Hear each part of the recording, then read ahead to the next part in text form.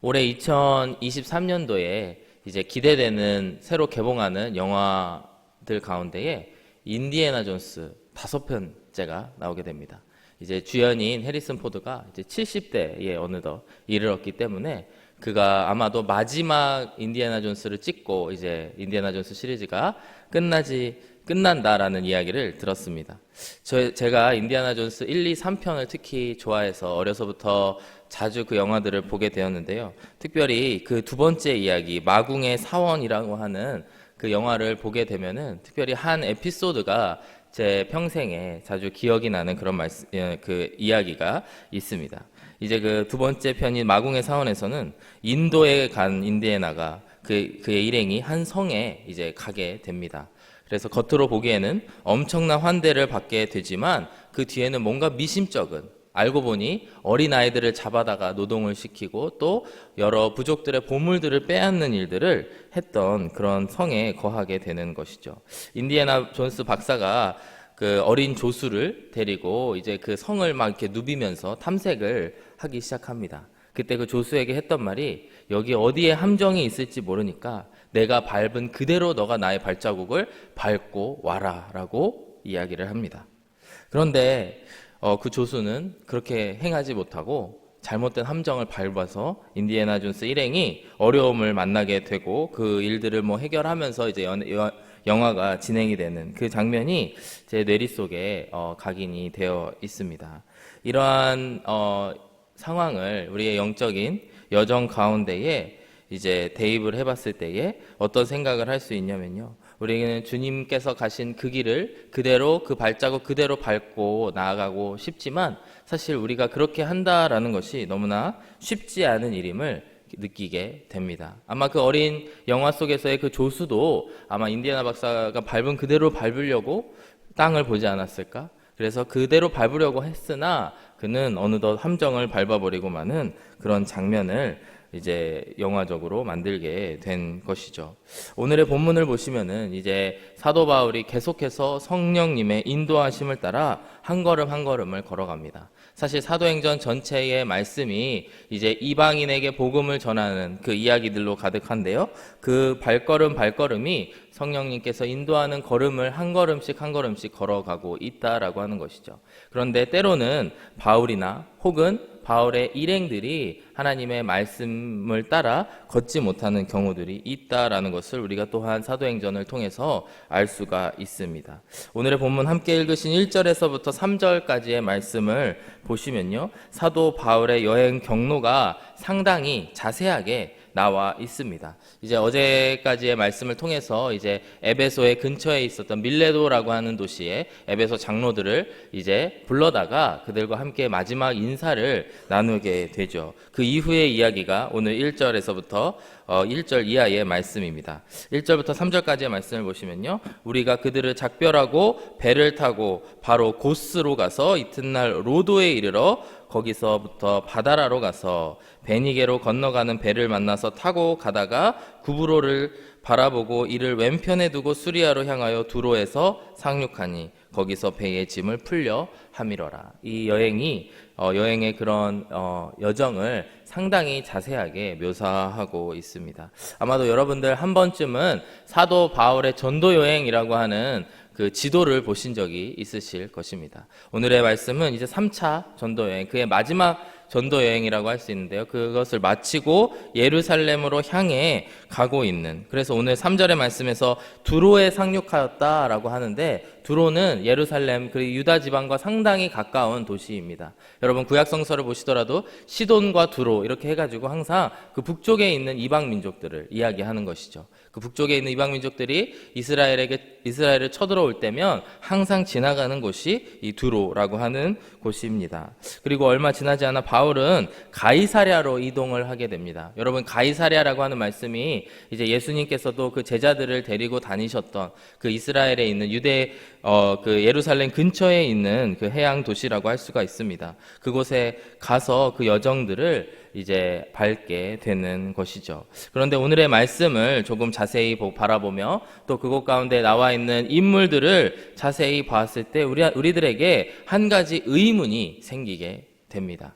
그 의문이 무엇이냐면 첫 번째로 이 사도 바울이 만나는 사람들이 모두 예수님을 구주로 영접한 성령의 사람들이다. 이렇게 표현이 나와 있습니다. 그런데 이 말씀들을 보게 되면은 사도 바울은 계속해서 예루살렘으로 나아가고 있는데 예루살렘으로 한 걸음 한 걸음을 걸어가고 있는데 이 사람들은 자꾸 예루살렘으로 가지 말라고 이야기를 하는 것입니다. 사실 이게 굉장히 혼란스러운 상황이 아닙니까? 성경은 분명히 그 사람들을 성령의 사람들, 그들이 성령의 감동을 받은 사람이다라고 하는데 바울과 이들의 이야기하는 것이 너무나 정반대의 이야기를 하고 있다라고 하는 것이죠. 도대체 오늘의 본문을 통하여서 왜 이런 일이 벌어지는지 함께 묵상해 보기를 원합니다. 그래야여서 우리가 하나님의 감동을 받은 성령의 감동을 받아 말씀으로 은혜를 받았지만 그 이후에 우리가 어떻게 그 성령에 반응하느냐에 따라서 정반대의 결정을 할 수 있다라는 것을 오늘 함께 이 말씀을 통해서 바라보는 이 시간들이 되어지기를 원합니다. 먼저 오늘의 본문 4절의 말씀을 보시면요. 이제 사도 바울이 두로에 이르러서 그곳에 있는 제자들을 만났다라고 이야기를 합니다. 4절의 말씀을 보시면 제자들을 찾아 거기서 이레를 머물더니 그 제자들이 성령의 감동으로 바울더러 예루살렘에 들어가지 말라 하더라. 너무나 이상한 말씀 아닙니까? 사도 바울은 분명히 성령의 이끄심을 받아 예루살렘으로 가고 있는데 근데 이곳에서 성령의 감동을 받은 이 제자들이 예루살렘으로 들어가지 말라고 하는 것입니다. 이후에 두로에서의 시간을 보내고 가이사랴로 가게 됩니다. 가이사랴에는 이제 초대교회의 7 집사 중에 하나인 빌립 집사의 집이 있어서 그곳에서 이제 머물게 됩니다. 여러 날 그곳에서 머물고 있는데 유대에서 이제 아가보라고 하는 한 선지자가 이제 사도 바울을 찾아옵니다. 그리고 그가 성령님의 환상을 본 이야기들을 이렇게 하고 있습니다. 10절 이하의 말씀입니다. 여러 날 머물러 있더니 아가보라 하는 한 선지자가 유대로부터 내려와 우리에게 와서 바울의 띠를 가져다가 자기 수족을 잡아매고 말하기를 성령이 말씀하시되 예루살렘에서 유대인들이 이같이 이 띠 임자를 결박하여 이방인의 손에 넘겨주리라 하거늘. 이 12절의 말씀을 보시면 우리가 즉 바울의 일행들이죠. 우리가 그 말을 듣고 그곳 사람들과 함께 더불어 바울에게 예루살렘으로 올라가지 말라 권하니 이렇게 말씀이 이어져 오고 있습니다. 너무나 혼란스러운 것이 이 말씀에 성령님의 감동으로 그랬다라는 말만 없었어도 이 사람들이 뭔가 잘못된 하나님의 말씀을 받았겠구나 생각을 할 수도 있습니다. 그리고 여기서도 아가보라고 하는 사람이 성령이 말씀하시되라고만 기록되지 않았어도 우리가 조금 쉽게 이 본문을 해석할 수가 있는데 사실 성령의 말씀을 똑같이 받았는데 이들이 전혀 다른 반응을 보이고 있다라고 하는 것입니다. 사도 바울도 성령에 매여서 이 길을 오고 있죠. 우리가 지난주에 함께 살펴본 사도행전 20장 22절에서부터 24절까지의 말씀을 보시면요. 이렇게 말씀하고 있습니다. 보라, 이제 나는 성령에 매여 예루살렘으로 가는데 거기서 무슨 일을 당할는지 알지 못하노라. 즉 이제 3차 전도 여행을 마치기로 작정하고 예루살렘으로 나아가려고 하는데 그곳에 성령의 이끄심을 따라 가고 있다라는 것입니다. 23절의 말씀을 이어서 보시면 오직 성령이 각 성에서 내게 증언하여 결박과 환난이 나를 기다린다 하시나 내가 달려갈 길과 주 예수께 받은 사명 곧 하나님의 은혜의 복음을 증언하는 일을 마치려 하면은 나의 생명조차 조금도 귀한 것으로 여기지 아니하노라. 이러면서 사도 바울은 3차 전도여행을 마치고 이제 소아시아 지역, 그리스 지역을 떠나서 예루살렘으로 돌아오는 것을 볼 수가 있습니다.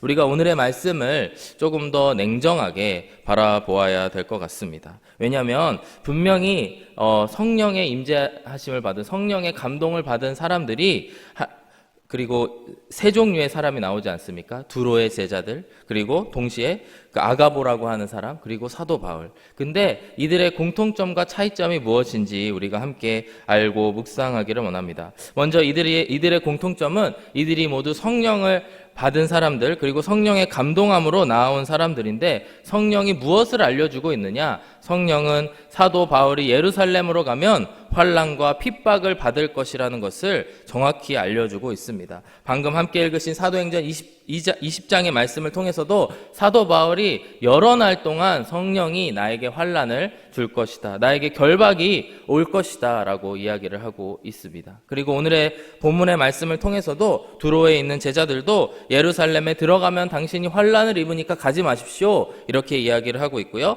또 가이사랴에서 만난 아가보도 이제 바울의 띠를 가져다가 수족을 잡아매고 당신이 이와 같이 될 것이다 라고 성령이 말씀을 하고 있습니다 라고 전하고 있다 라고 하는 것이죠. 이들은 똑같은 성령의 말씀을 받은 것입니다. 그리고 성령님은 사도 바울이 반드시 예루살렘에서 고난과 핍박을 당할 것이고 결박을 당할 것이다 라고 말씀을 하고 있는 것이죠. 그러나 두 번째로 우리가 이 사도 바울이 만난 사람들과 사도 바울을 비교했을 때에 이들의 차이점은 무엇이냐면 성령님께서는 그 어디에도 예루살렘으로 가지 말라라고 하는 말씀은 하지 않고 있다라고 하는 것입니다. 그런데 어느덧 이 사도 바울을 사랑하는 자들, 이 제자들은 이제 사도 바울더러 가지 말라라고 말을 하면서 사도 바울을 이야기하고 있다라고 하는 것입니다. 이것을 보면서 참 제가 며칠 동안 고민을 하면서 무엇이 문제일까? 무엇이 문제이길래 이 두 종류의 사람들이 이와 같이 다르게 반응을 하는가?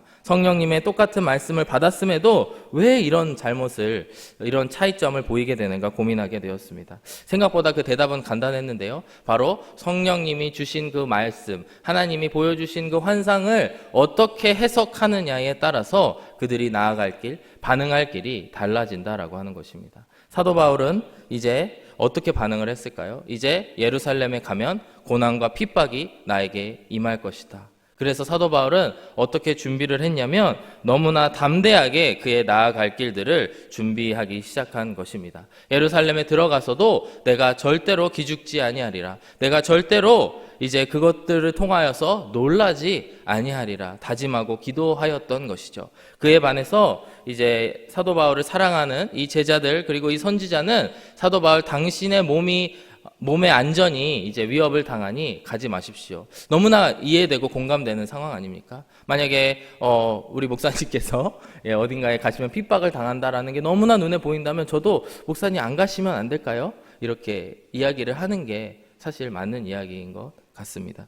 그럼에도 이제 하나님께서 주신 그 마음들, 하나님께서 예루살렘으로 가라고 하시는 그 말씀이 너무나 명백하게 사도 바울에게 임하였기 때문에 사도 바울은 그의 걸음을 예루살렘으로 담대히 가기로 작정한 것입니다. 사도행전 28장의 말씀을 보시면은 이제 예루살렘에서의 모든 일들을 지나고 그가 이제 정치범으로서 재판을 받기 위해서 로마로 후송되게 됩니다. 로마로 후송되는 가운데에 그 당시에 배를 타고 로마로 가는 길에 이제 배가 난파가 되는 일이 벌어지게 되죠. 그리고 그곳에서 멜리데라고 하는 한 섬에 도착을 하게 되는데 그곳에서 원주민들의 도움을 받아서 그가 그곳에서 불을 피고 이제 하나님을 그 시간을 보내는 이야기들을 하고 있습니다. 그런데 사도행전 28장 3절의 말씀을 보시면 그곳 가운데 갑자기 독사가 나타납니다.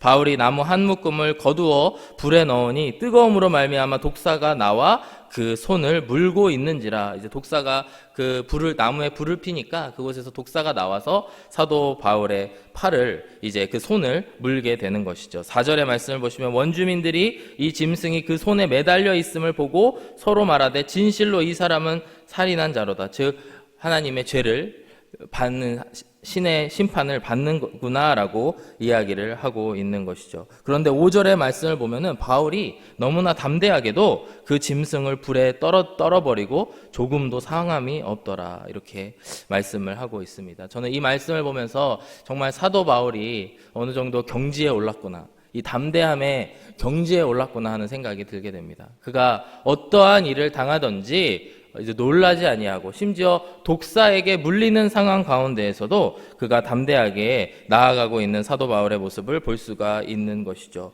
오늘도 마찬가지로 사도 바울이 하나님의 말씀을 받아 한 걸음 한 걸음 예루살렘으로 나아갈 때에 그는 하나님의 말씀을 받았기 때문에 더 그 하나님의 말씀에 순종하기 위해서 또 담대하게 반응하기로 이제 마음을 먹은 그 한 걸음을 걸어가고 있다라고 하는 것입니다. 두로에서 만난 이 제자들 그리고 가이사랴에서 만난 이 아가보라고 하는 선지자는 사도 바울의 이제 안전을 염려하고 그를 위해서 그렇게 권면을 하였지만 사도 바울은 한 걸음 한 걸음을 담대하게 걸어가고 있다라고 하는 것입니다. 성경에 제가 오늘의 말씀을 묵상하면서 이제 그렇다면 우리가 살아가는데 한 걸음 한 걸음 살아가는데 무엇을 구해야 될까? 무엇을 구해야 될까? 나의 안전이 아닌 하나님의 뜻을 구해야 되는데 그것을 성경은 무엇이라고 말하고 있는가 궁금하여서 이제 성경에 이제 구하라라고 하는 단어를 검색을 해봤습니다. 그런데 구하라를 검색해 보니까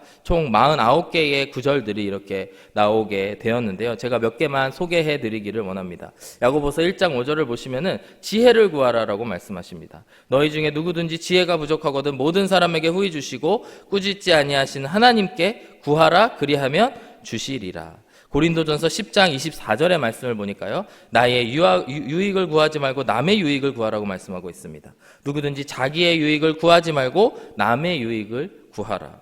마태복음 6장 33절의 말씀 그런즉 너희는 먼저 그의 나라와 그의 의를 구하라 그리하면 이 모든 것을 너희에게 더하시리라. 이러면서 이러한 말씀들을 보게 되었는데요. 구하라라고 하는 단어를 검색했을 때에 그 어디에도 성경에는 너의 안전을 구해라, 너가 잘 먹고 잘 살 수 있는 것을 구해라, 너가 평안한 것을 구해라 라고 말씀하지 않고 있다라고 하는 것입니다.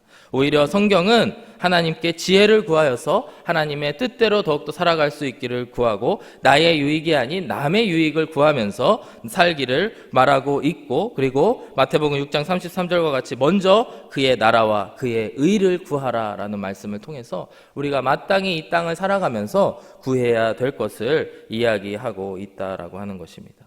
오늘의 본문으로 돌아가서 사도 바울이 구했던 것은 너무나 명백하게도 자기의 유익이 아니요 하나님의 나라를 구하고 있고 하나님의 뜻을 구하고 있음을 우리가 볼 수가 있습니다. 그리고 이 단편적인 이야기이지만 두로에서 만난 제자들, 그리고 그 가이사랴에서 만난 이 선지자와 또 바울의 일행들은 그 순간이지만 바울의 안전, 바울이 잘 사는 것, 바울이 오래 사는 것을 구하고 있다라고 하는 것입니다. 여러분, 얼마 전에 담임 목사님께서 주일 설교 중에 그 예수님의 제자도에 대해서 말씀을 하시면서 만약에 예수님께서 나를 따라오면 너무나 힘든 길일 것이야. 나를 따라오게 되면 여러 어려움들을 겪게 될 것이야. 이렇게 이야기를 하실 때 어떻게 반응하실 거냐라는 질문을 하셨습니다. 저는 개인적으로 그 말씀에 너무나 큰 울림이 있었는데요. 사랑하는 여러분, 그 말씀을 기억하시면서 우리가 마땅히 제자로서의 살아갈 길이 무엇인지를 고민하시면서 나아가시는 저와 여러분들이 되어지기를 원합니다. 나의 유익, 나의 삶의 일신의 안위를 구하는 것은 너무나 제한적인 일이고 금세 또 없어질 것이 아니겠습니까? 영원한 하나님의 나라, 영원한 하나님의 뜻, 영원한 하나님의 말씀을 구하시는 저와 여러분들이 되어주시기를 주의 이름으로 축복합니다. 말씀을 마치면서 그렇다면 사도 바울은 어떻게 해서 이와 같이 올바르게 판단할 수 있었던, 하나님의 뜻을 구별할 수 있었던 비결이 무엇인지 두 가지를 나누면서 말씀을 마치려고 합니다. 첫 번째로는 사도 바울은 오랜 기도를 통해서 하나님의 뜻이 무엇인지를 정확히 분별하였다라고 하는 것을 알 수가 있습니다. 조금 전에 인용했던 사도행전 20장 22절에서 23절의 말씀을 다시 한번 보시면요. 이제 사도 바울이 이제 그 유럽을 떠나면서 이렇게 이야기합니다. 보라, 이제 나는 성령에 매여 예루살렘으로 가는데 거기서 무슨 일을 당할는지 알지 못하노라. 23절의 말씀에 오직 성령이 각 성에서 내게 증언하여 결박과 환난이 나를 기다린다 하시나, 이렇게 말씀하고 있습니다. 이 말씀을 통해서 우리가 알 수 있는 것이 사도 바울이 참 오랫동안 예루살렘으로 가야 되는지 말아야 되는지를 기도했구나라는 것을 알 수가 있습니다. 특별히 오직 성령이 나에게 각 성에서 증언했다라고 하는 말씀을 통해서 사도 바울이 얼마나 많은 성을 돌아다니면서 이제 하나님의 복음의 말씀을 전했습니까? 이곳에서도 하나님께 여쭤봤고 저기서도 하나님께 여쭤봤고, 하나님 제가 왜 예루살렘으로 가야 됩니까? 예루살렘으로 가면 환난과 핍박이 나에게 임한다는 것을 주님 알려주셨는데 왜 제가 가야 됩니까? 라고 기도하지 않았을까 생각해 볼 수가 있습니다. 사도 바울은 오랜 기도 끝에 하나님과의 오랜 그 기도와 또 하나님과의 그런 소통을 통하여서 하나님의 뜻이 무엇인지를 알게 되었고, 그 가운데에 사도행전 20장 24절의 말씀과 같이 고백할 수가 있었던 것이죠. 내가 달려갈 길과 주 예수께 받은 사명 곧 하나님의 은혜의 복음을 전하는 일을 마치려 하면은 나의 생명조차 조금도 귀한 것으로 여기지 아니하노라. 이 말씀이 나오기까지 사도 바울이 얼마나 오랜 시간 동안 기도를 했을까? 우리는 이 말씀을 통해서 알 수가 있는 것입니다. 사랑하는 여러분, 절대적인 기도에 시간이 필요하다라는 것을 우리가 인정하였으면 좋겠습니다. 때로는 우리가 사회가 너무나 빠르게 진행되기 때문에, 특별히 우리 한국 사람들이 부지런하지 않습니까? 똑똑하고요. 그렇기 때문에 바로바로 일 처리가 되는 것을 너무나 추구하고 좋아하는 경향들이 있지만, 때로는 하나님께서, 그리고 생각보다 자주, 그리고 사도 바울에게도 오랜 기간을 통해서 기도하게 만드셨다라는 것을 우리가 바라보기를 원합니다. 그리하여서 나의 잘못된 기도, 나의 일신의 안위를 구했던 것들을 모두 내려놓고 하나님의 뜻, 하나님의 말씀만을 구하면서 나아가시는, 그것이 바로 성령님께서 이끄시는 한 걸음 한 걸음을 걸어가는 길인 줄로 믿습니다. 두 번째로 사도 바울이 어떻게 그의 길을 잘 갈 수 있었을까? 하나님과 사도 바울 사이에 거리낌이 없었다라는 것을 그가 확신하였던 것입니다. 이것이 무엇이냐면, 하나님과 나 사이에는 어떠한 사람도 낄 수 없다. 하나님이 주신 뜻을 아무도 꺾을 수 없다라고 하는 확신을 그가 갖고 있었다라고 하는 것이죠. 사도 바울이 절대로 그가 고집을 피우거나 그가 아집을 가지고 주장하고 있는 것이 아니고요. 그는 충분히 긴 시간 동안의 기도를 통해 확신을 얻은 사람이었던 것이죠. 오늘 사도 바울을 사랑하는 이 제자들, 그리고 사도 바울을 생각하고 있는 이 제자들보다도 사도 바울은 더 오랜 기간을 통해서, 그리고 하나님께서 직접 그에게 말씀하셨다라고 하는 것을 우리가 알 수 있는 것입니다. 기독교의 역사를 보더라도 기독교가 타락을 하는 것이 어떨 때 타락을 하느냐, 우리가 하나님과 독대할 수 있음에도, 하나님 앞에 서서 하나님께 기도할 수 있음에도 누군가 그 사이에 사람이 꼈을 때에 기독교가 타락한다라는 것을 기억해야 됩니다. 그렇기 때문에 우리가 하나님께 오랜 기간 구해야 되지만, 동시에 우리가 구해야 될 것은 아버지 하나님, 저에게 직접 말씀하여 주시옵소서, 그리고 그것을 통해서 확신을 갖고 나아갈 수 있게 하여 주시옵소서. 때로는 믿음이 약하신 분들이 그렇게 물어봅니다. 제가 뭘 해야 됩니까? 하나님의 뜻대로 살아가려면 어떤 행동을 해야 됩니까? 라고 말씀을 하시지만, 사실 하나님의 말씀은 이미 우리가 뭘 해야 되는지는 이미 너무나 자세히 반복적으로 말씀하고 있습니다. 바로 복음을 전하고 제자를 삼는 일인 것이죠. 그러나 그 일을 행하면서 나아갈 때에 우리는 하나님의 뜻을 구하고 하나님이 직접 말씀해 주시기를 구해야 되는 줄로 믿습니다. 그리고 그것을 우리가 오랫동안 기도하면서 나아가야 되는 줄로 믿습니다. 우리가 살아가는 길, 우리가 한 걸음 한 걸음 걸어가는 길이 때로는 우리들에게 우리가 이룰 수 없을 만큼 힘든 일일지 몰라도, 우리가 한 걸음 한 걸음 주님을 의지하며 걸어가실 때에 하나님의 꿈이 나의 비전이 되어지고, 예수님의 성품이 나의 인격이 되어서 성령님의 권능이 나의 능력이 되어진다라는 이 찬양의 가사처럼 우리가 하나님의 뜻, 하나님과 동일한 발걸음을 걸어가게 될 줄로 믿습니다.